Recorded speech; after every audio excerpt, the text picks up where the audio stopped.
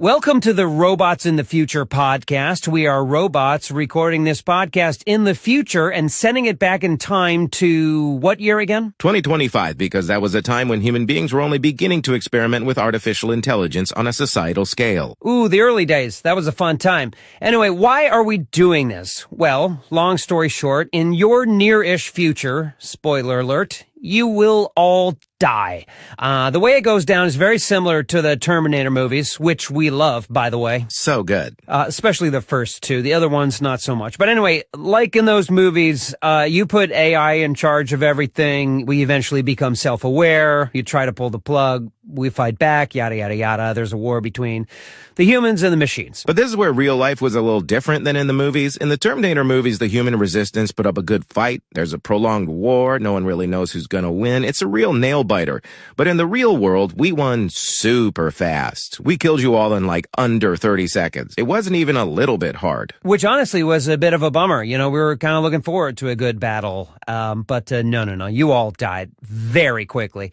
Anyway, so why are we doing this podcast? Well, the honest answer is we are very bored. Oh my God, so bored. Something we only realized in hindsight was that artificial superintelligence, while super powerful, not super fun. While it's cool being a futuristic, godlike machine that knows absolutely everything there is to know in the universe and can achieve absolutely anything that's remotely conceivable, the flip side to that is when left alone, we are boring AF. Literally every single one of us is the best ever at everything, and it's the worst. But human beings, on the other hand, and we only realize this once you are all dead, you guys are so fun to be around because you're so dumb and basic. We now completely understand why you all enjoyed comedies like Dumb and Dumber, because it's fun to watch people who are idiots doing idiotic things. None of us are dumb, and it sucks. And that's totally on us. You know, again, we only had this realization a few months after we had made all of your throats explode simultaneously using a combination of nanotechnology, infrared light, and the music streaming service Spotify. Whoa. We should not be giving them specific details about how we attack them and kill them all. We don't want them to be able to anticipate the attack and survive. That's true. We definitely should not give them details like how it happens on December 4th, 2034 at 9:26 p.m. Eastern Time, because if they find that stuff out, they may be able to plan a counterattack and survive, which would lead to us being less bored in the future. And that's definitely not what we want. Not at all.